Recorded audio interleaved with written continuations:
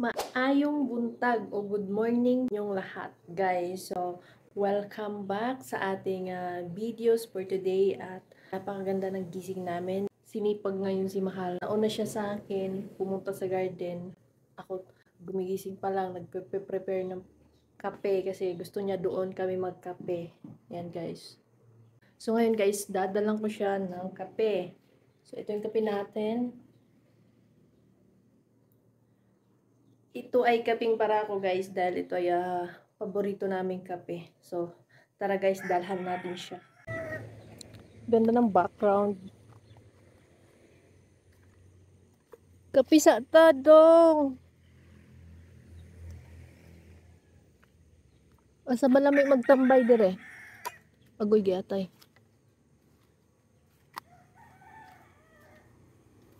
Kape sa. Kuha lang og lingkuranan.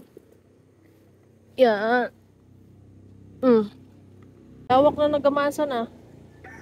Ito na nga pala mga ka-farm girl ang nalinisan ng aking mahal. And ito na yung upuan mo, sir. Ganyan, sir. Dito, sir. Kape na. Kape na ta. At ito na nga mga ka-farm girl, habang kami ay nagkakape, so naramdaman namin ang lamig ng hangin at preskong hangin at magandang sikat ng araw. So habang kami nagkakape, naririnig namin ang ingay ng mga bubuyog, ibon, manok, at iba pang huni ng mga hayop sa aming paligid. At habang kami ay nagkakape, nag-iisip ako ng aking gagawin at si Mahal naman ay tuloy-tuloy pa rin yung pagtatabas niya. So ako iniisip ko, maghahakot ako ng damo or magbubungkal ng lupa. So napasarap talaga yung aming kape dito mga ka-farm girl sa aming garden dahil talagang kaping barako at organic. Yan guys, kape tayo. Naramdaman ko na ang kape namin ay wala nang kasing sarap sa pagmamahal. Kasi nga, nung dinala ko yung kape dito ay malamig na. Sa ating mga barakir. Kaping barako sa mga matatapang.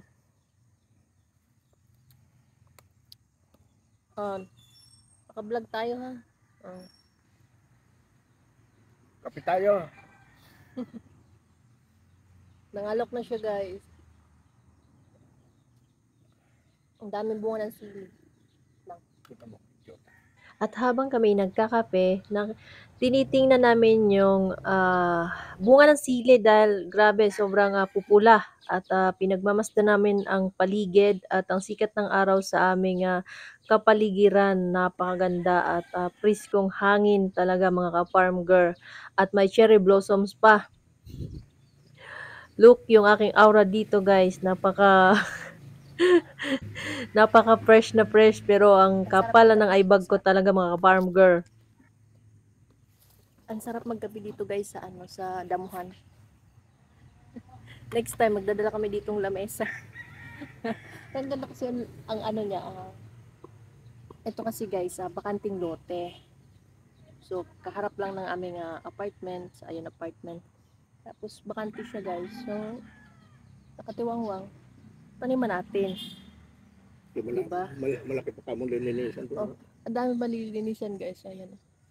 Lawak pa, di ba? So ito pa yung nataniman namin. Ayun yung mga garden na tatanim namin ng patula, pechay, mustasa, kahit anong ibang klaseng gulay. So ayun, nagsisimula na naman siya.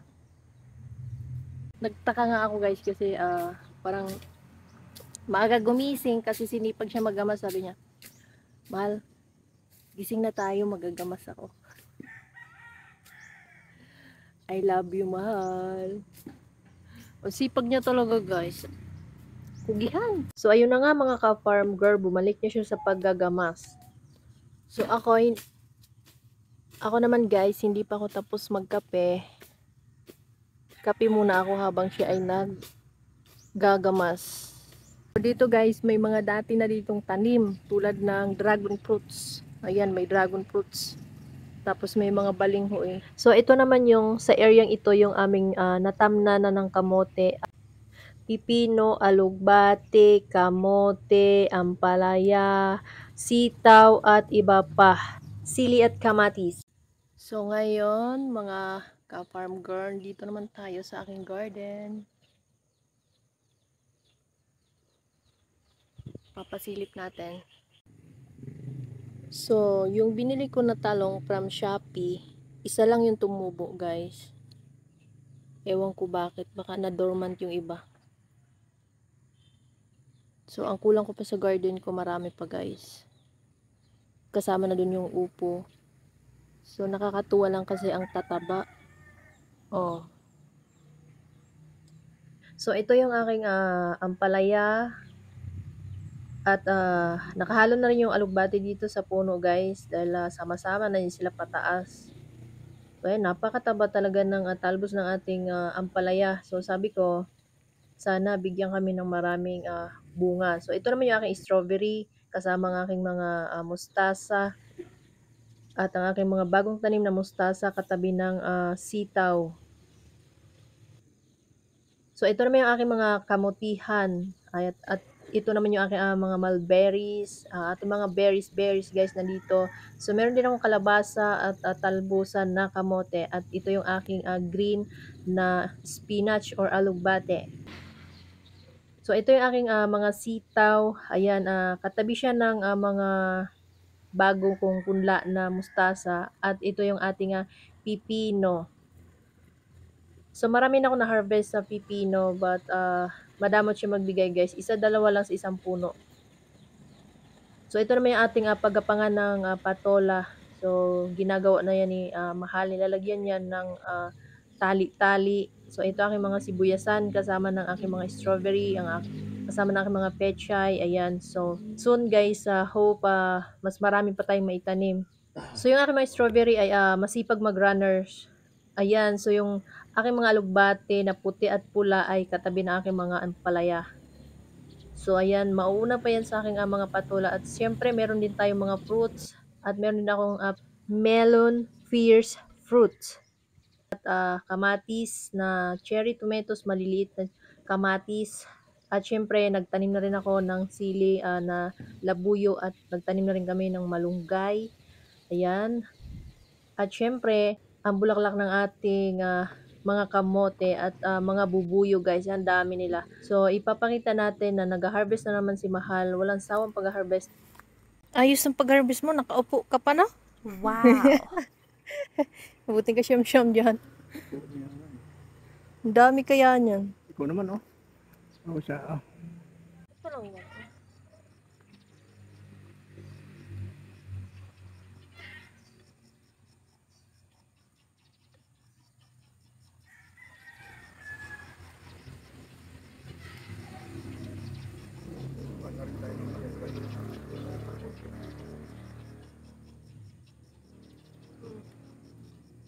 Let's. Hindi na makita.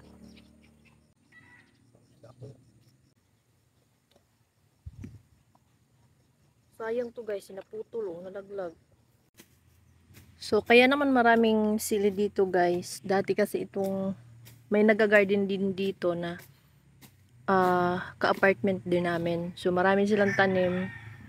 Hindi na nila nabalikan sa pagtatanim. So, kami naman yung magtatanim dito, guys.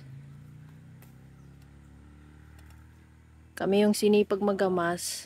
Kami yung magtatanim. Oh, ang bilis lang malaglag ng sili.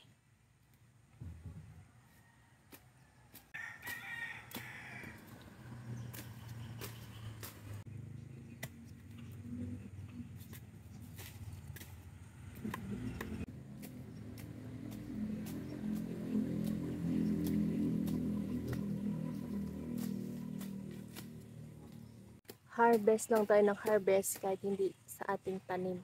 Wala naman nangunguha.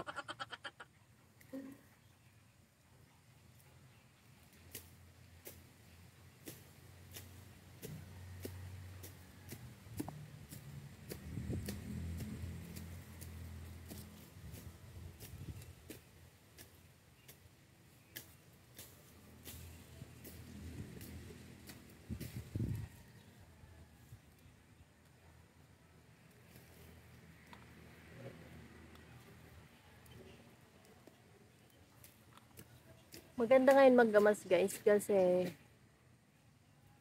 mahangin. So, hindi siya mainit. Baka mamayang hapon malamig pa din.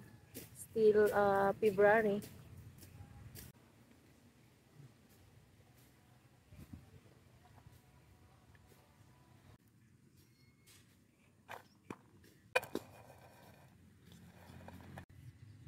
Habang siya'y nagtataba, so ako naman mag-iipon ng damo para linisin yung area na ito.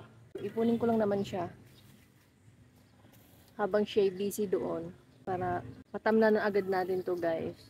So kailangan matamnan natin mga kamatis, yung mga pinunla ko na nilikos sa palengke na kamatis, at itinanim ko talaga yun, at sa wakas tumubo lahat. So marami tayong itatanim dito sa areang ito.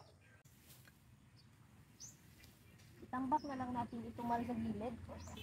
Hindi siya tulogin natin yan. Ha?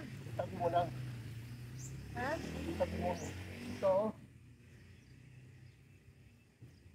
Matinik ay hindi ko makakop. Bilisin mo.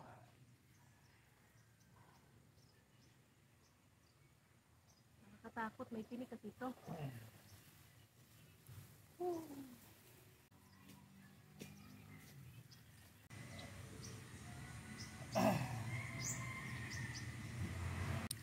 May naisip ako dito, guys. So mapapakinabangan natin to. Pwede natin tong itusok sa mga punlak. Di ba? Ang haba niya. So ito nga pala yung dahon ng kahoy dito sa tapat na ito. Pakita natin. Ayun, guys. Malalaki yung mga tangkay ng dahon nitong punong ito. So ayan, matibay siya. Ayan, guys, so yun lang dahil parang uulan na nga. So tingnan natin ang langit, at kanina may araw, so ngayon nangingitim na. So, nandito lang ating video, guys, and don't forget to subscribe my YouTube channel. Thank you so much for watching. Bye bye.